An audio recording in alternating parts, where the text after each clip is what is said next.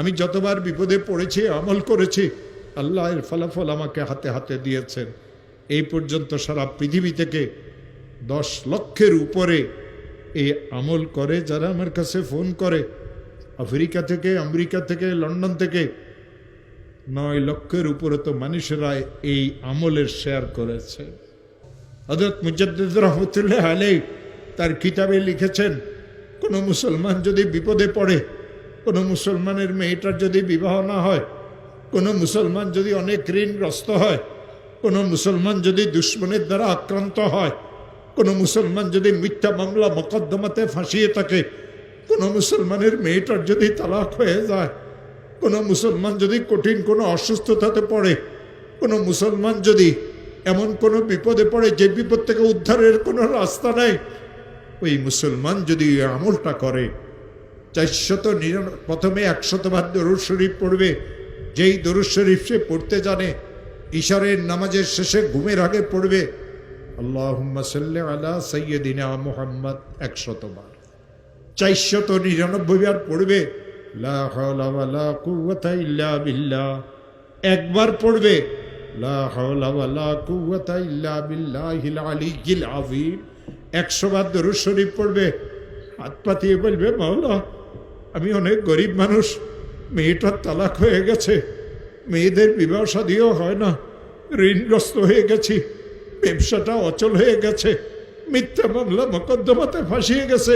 যত কঠিন বিপদে হোক না কেন, যত কঠিন বিপদে পড়ুক না কেন, আমার মওলা বলেন ওয়ামান ইয়াত্তাকিল্লাহ ইয়াজআল লাহু মাখরাজা, আমি তার জন্য উদ্ধারের রাস্তা করে দেব। ও আমার প্রিয় ভাইরা, এই আয়াত আল্লাহ সূরা তালাকে নাজিল করেছেন। কেন সূরা তালাকে আয়াত নাজিল করেছেন জানেন? ইসলাম ধর্মে সবচেয়ে নিকৃষ্টতম জায়েজ হলো এই তালাক। এই তালাকের কারণে 2টা পরিবার ধ্বংস হয়ে যায়, মাসুম বাচ্চাদের জীবন ধ্বংস হয়ে যায়। এই তালাকের কারণে মানুষদের অবস্থার এমন সৃষ্টি হয় যে সে বর্ণনাও করতে পারে না। বড় বোনের তালাক হয়ে গেল, ছোট বোনগুলি বিবাহ আটকিয়ে গেল। নিশ্চয় মেয়েরা খারাপ, নাইলে কেন তালাক হইল? জামাইকে দেখতে তো অনেক ভালো লাগে। আমার প্রিয় ভাইয়েরা, এই মেয়েটা শ্বশুর বাড়িতে শান্তিতে ছিল না, বাপের বাড়িতে যতদিন ছিল ঘরের কাজ কামে মেয়েকে করা লাগতো। শ্বশুর বাড়িতে যাওয়ার পরে এই মেয়ের এত কষ্ট হয়, কাউকে খুলিয়ে বলতে পারে না। বাপ গরিব মানুষ, বাপের কাছেও বলতে পারে না, নীরবে সহ্য করে। যৌতুক নামের এক অভিশাপ মুসলমানদের ঘরে ঘরে ঢুকেছে। ইসলাম ধর্মে যৌতুক হারাম, ইসলাম ধর্মে যৌতুক হারাম। ব্যয় বাড়ির চেয়ার কুর্সি, ব্যয় বাড়ির ডাইনিং টেবিল, ব্যয় বাড়ির থেকে খাট নিয়েন না মুসলমানেরা। শুকুরের গোস্ত, শুকুরের গোস্ত, শুকুরের গোস্ত। যৌতুকের অর্থ আর মাল এই 2টা সমান।